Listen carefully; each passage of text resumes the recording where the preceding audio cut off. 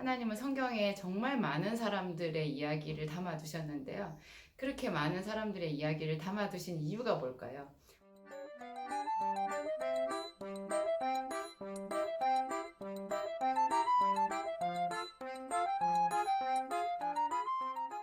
안녕하세요, 여러분.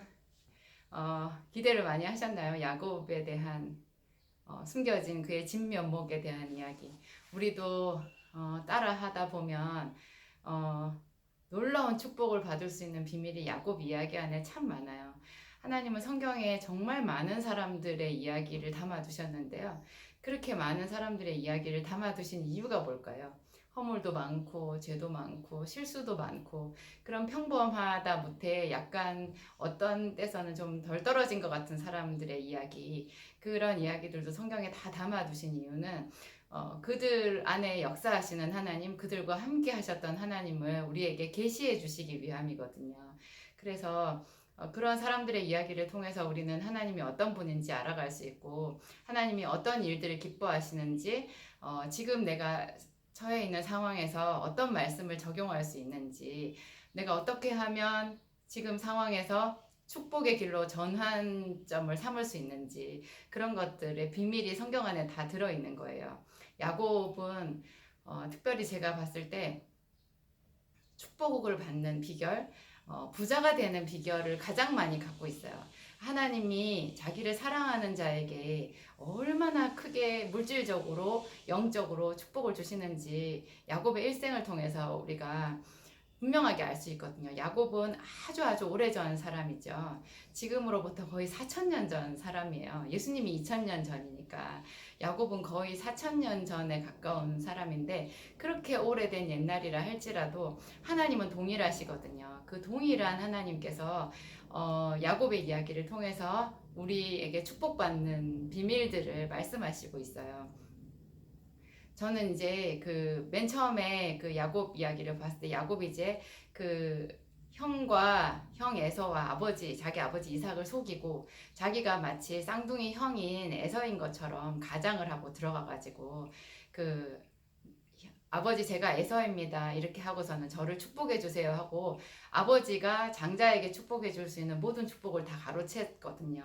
그리고 나서 이제 그 후환이 두려워가지고 형 에서가 너무 분노해서 자기를 죽이려고 하니까 도망을 가요. 그 이제 어떤 명분을 가지고 이제 자기 외삼촌 라반의 집에 가서, 거기 가서 좋은 신부감을 얻어서 결혼해서 돌아오겠다 하는 그런 명분을 가지고 길을 떠나거든요. 그런데 사실은 살기 위해서 자기 고향집을 떠날 수밖에 없는 좀 그런 절박하고 비참한 상황이었어요.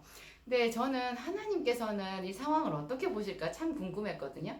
일단 누군가를 속이는 거는 나쁜 거죠. 자기가 형도 아니면서 형인 척하고 뭔가를 가로챈 건 굉장히 나쁜 거예요. 그런데 하나님은 이 상황을 어떻게 보실까? 저는 그게 너무 궁금했는데, 야곱이 도망을 가다가 하란이라는 이제 그곳으로 도망을 가다가 중간에 베델이라는 곳, 본래 이름은 루스라고 하는 곳에서 밤이 어두워져서 그 들에서 잠을 자게 돼요. 그 이야기는 너무 유명한 베델 이야기거든요. 거기서 지쳐가지고 돌을 베개 삼아서 누워서 잠을 자는데, 그때 야곱의 꿈에 하나님이 찾아오셨어요. 야곱이 꿈에 보니까 하늘에서부터 사닥다리가 자기 있는 데까지 내려와 있는 거예요. 그 천사들이 오르락 내리락 하고 있고, 그 사다리 제일 위에는 하나님이 계신 거예요. 하나님이 야곱을 찾아오셨어요. 여러분, 하나님이 야곱을 찾아오셔서 야곱에게 무슨 말씀을 하셨을 것 같아요? 여러분 지금 상황에서, 여러분 지금 있는 그 자리에서 여러분에게 하나님이 딱 나타나시면 무슨 말씀을 하실 것 같으세요? 한번 생각해 보세요. 저는 거기를 딱 읽으면서 하나님이 이제 야곱에게 무슨 얘기를 하시려나, 야곱 너 그렇게 형을 속이면 되겠니, 막 이런 말씀을 하시려나, 너무 궁금했거든요. 굉장히 궁금했어요. 근데 거기서 하나님은 전혀 그 얘기를 하시지 않아요. 전혀. 하나님은 참 이상하시더라고요. 그게 그 가정에서 너무 분란이 있었던 거잖아요. 형과 동생이 서로 이제 장자의 명분을 가지고 다툼이 있었던 거고, 어머니도 놀라고 아버지도 놀라고, 그렇게 힘든 일이 그 가정에 있었는데 하나님은 가정사에 관심이 많으시거든요. 부부가 다툰 일에도 관심이 많고 자녀들 간의 고통에도 하나님은 참 관심이 많으신데 이상하게 하나님이 그 원인 제공자인 야곱을 책하시지 않은 거예요. 그 얘기는 이런 방구하지 않으세요. 오히려 하나님은 하시는 말씀이 내가 어디로 가든지 너와 함께 있으리라. 내가 너에게 약속한 것을 다 이루기까지 너를 떠나지 아니하리라. 나는 너희 조상 너희 아버지 이삭과 너희 할아버지 아브라함의 하나님이다. 내가 너와 함께 하겠다. 내가 너에게 약속한 것을 다 이루기까지 너를 떠나지 아니하겠다. 이런 너무 축복의 말씀을 하시고 하나님 사라지셨어요. 너무 신기해요, 하나님은. 그래서 하나님이 봤을 때는 야곱이 그렇게 잘못한 게 아닌가? 저는 그런 생각을 했어요. 나중에 이제 그것을 해석하게 됐는데, 그래가지고 이제 야곱이 너무 기뻐하면서 하나님이 나와 함께 계시구나. 크게 용기를 얻었어요. 야곱이 너무너무 용기를 얻었어요. 그래가지고 그 자기가 베던 베개를 기둥으로 삼고 거기다 기름을 붓고 거기가 하나님의 집이라고 하면서 거기서 서원을 하거든요. 내 평생에 내 소득의 11조를 하나님께 드리겠다고 그렇게 감사의 서원을 해요. 그리고 이제 순식간에 길을 떠나서 자기 외삼촌 라반의 집으로 갔죠. 근데 그때 이 야곱의 성품이 이제 그 장에서부터 본격적으로 나타나기 시작하는데 여러분 지금 야곱은 자기 형을 피해서 자기 생명을 위해서 외삼촌 라반의 집에 도망을 간 상태거든요. 근데 그 맨 처음에 그 하란에 가서 그 우물가에 도착을 해서 지쳐가지고 앉아 있는데 그 양떼를 모는 목자들이 이렇게 오는 그 장면이 있어요. 그리고 거기서 이제 자기 외삼촌 라반의 딸 라헬을 만나게 되거든요. 라헬이 딸이지만 아버지의 양들을 쳐요. 그래서 그 양떼 아버지 양떼를 이끌고 그 우물가에 와서 거기서 이제 이 야곱과 첫 대면을 하는 장면이거든요. 근데 그런 상황에서 야곱은 지금 보세요. 너무 자기가 마음이 힘들고 물론 하나님이 새 힘을 주셨지만 힘든 상황이고 또 지금 일하러 온 게 아니라 도망을 온 상태고 그리고 먼 길을 걸어왔기 때문에 너무너무 많이 지쳐 있거든요. 그리고 지금 만난 사람들이 누구인지도 잘 몰라요. 자기하고 아무 상관도 없어요. 근데 거기서 야곱이 그 목동들에게 이렇게 말해요. 왜 여기 아직 해가 저렇게 중천에 있는데 그냥 양떼를 이렇게 가만히 두고 있느냐. 얼른 물을 먹이고 해가 더 지기 전에 저 양떼들이 풀을 더 먹도록 끌고 가라. 그렇게 해야 된다. 이렇게 얘기를 해줘요. 그리고 그 우물 뚜껑을 열어서 양들 물 먹이는 걸 자기가 막 도와줘요. 여러분 그곳에서 딱 어떤 느낌이 드세요? 야곱은 몸에 배어있는 성실, 열정, 자기 일에 대한 책임감, 다른 사람들을 기꺼이 돕고자 하는 그런 마음, 누구보다도 성실하고 부지런하고 열정이 넘치는 사람이라는 것을 알 수가 있어요. 야곱이 거기서 라헬을 이제 만나가지고 이제 너무 기뻐하면서 라헬의 아버지, 그러니까 자기 외삼촌 라반의 집으로 가는데 거기서 딱 한 달을 유하거든요. 한 달을 유하고는 외삼촌 라반의 입에서 대뜸 얘기가 나오는 거예요. 내가 어떻게 너를 공으로 데리고 있겠느냐. 너는, 그러니까 내가 너에게 돈을 주고 너를 데리고 있어야 되지 않겠느냐. 그렇게 말을 해요. 나랑 같이 유하라. 그러니까 말하자면, 외삼촌 라반이, 야곱에게 어떤 고용의 청약을 하고 있는 거예요. 내가 너를 일꾼으로 쓰고 싶다. 너 참 괜찮은 애인 것 같다. 그 정식으로 나의 일꾼으로 일을 해라 이렇게 말을 하는 거예요. 여러분 그 한 달간은 그냥 성경을 읽으면 그 부분을 딱 지나쳐 버릴 수 있겠지만 뭔가 여러분 그 행간의 의미를 파악하는 습관을 항상 들이는 거 필요하거든요. 무슨 뜻이겠어요? 그 잠깐 한 달 정도를 야곱을 데리고 있어 보니까 라반이 우리의 속된 말로 뿅 간 거예요. 야곱이 너무 일을 잘하는 거예요. 세상에 자기가 그렇게 많은 목동들, 일꾼들을 데리고 있어 봤지만 이런 애는 처음인 거예요. 너무 일을 잘해요. 그래서 그냥 바로 자기 사람으로 자기 일꾼으로 스카우트 해야 되겠다라는 생각이 딱 든 거죠.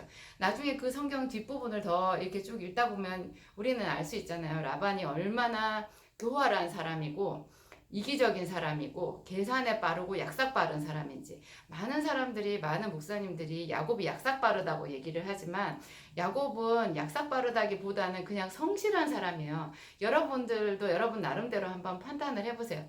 야곱은 굉장히 성실한 사람이고 오히려 제가 1편에서 말씀을 드렸듯이 차라리 어리숙한 면이 더 많아 보여요. 자기 형을 속이기는 했지만 오로지 단 한 가지 하나님으로부터 내려오는 그 약속을 위해서 그 열정 때문에 아버지와 형을 속였을 뿐이지 어떤 세상에서 계산을 하는 부분에 있어서 아주 민첩하고 약삭빠른 그런 사기꾼 기질은 전혀 아니에요. 오히려 외삼촌 라반이 정말 사기꾼이죠.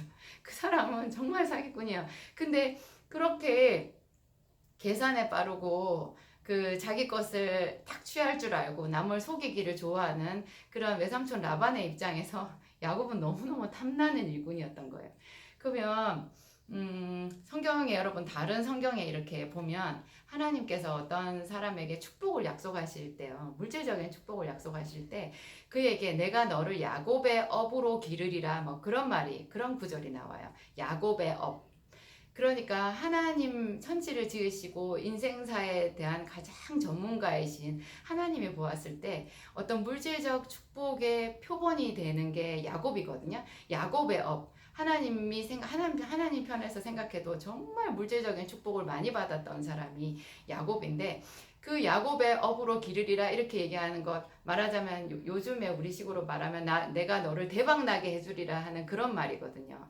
근데 그런 그 야곱인데 그 야곱의 성품을 대박나게 하는 하나님께로부터 대박을 받은 그 야곱의 첫 번째 성품이 너무너무 성실하고 충성되다라는 거죠.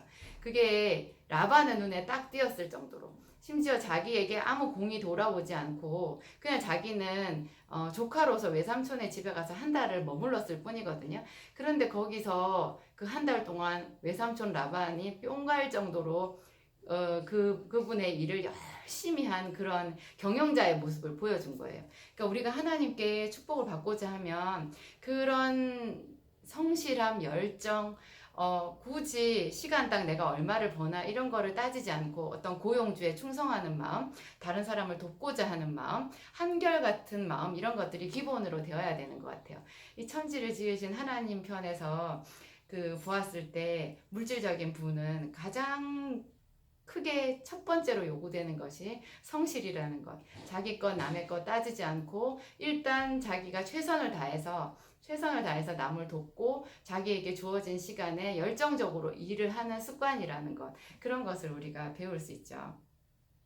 너무 성실하게 일해야 돈을 많이 벌 수 있다 뭐 이렇게 말하는 것 같으면 좀 따분한 생각이 들 수도 있는데 이것은 변함없는 진리인 것 같아요.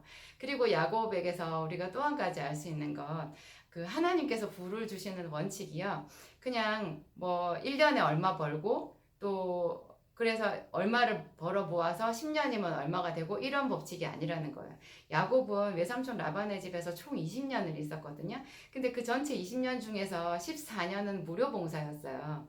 14년 동안 그냥 외삼촌 라반은 공으로 조카인 야곱을 울고 먹은 거죠. 그럼 나머지 6년이 남는데요. 그 6년 동안이 야곱이 부자가 되는 엄청난 대박의 기간이었어요. 그러면 그것을 우리 삶에 적용할 때 어떻게 되느냐? 여러분 정말 조금 부자가 되는 게 아니라 크게 부자가 되고 싶은 사람들은 잠복기가 필요해요. 내가 뿌려도 거두지 못하고 계속해서 심기만 하는 어떤 일정 기간이 필요하다는 것. 그 기간에는 그냥 내가 겨우 먹고 사는 정도의 물질을 거둘 수밖에 없어도 그게 필요한 기간이라는 것. 그게 대나무가 깊이 땅속에 뿌리를 내리고 그 이후에 그 시간이 지났을 때 우후죽순, 비가 온 뒤에 죽순이 자랄 때 쑥쑥 자란다라는 비유가 우후죽순이죠. 대나무는 땅속에 뿌리가 자라는 시간이 굉장히 길대요. 하나님께서 주시는 어떤 부를 취하는 데도 동일한 원리가 적용되는 것 같아요. 14년, 20년 중에서 14년은 뿌리를 내리는 기간이었다라는 것, 그냥 나를 죽이는 기간이었다는 것. 근데 그 기간이 지났을 때 하나님께서 열어주시는 축복을 받기 시작하면 걷잡을 수 없게 올라간다라는 것. 그런 것을 우리가 야곱의 이야기에서 취해볼 수 있습니다. 다음 편에는 여러분들에게 좀 더 새로운 이야기, 야곱의 이야기는 정말 무궁무진하거든요. 다음 편을 기대해 주세요. 감사드립니다.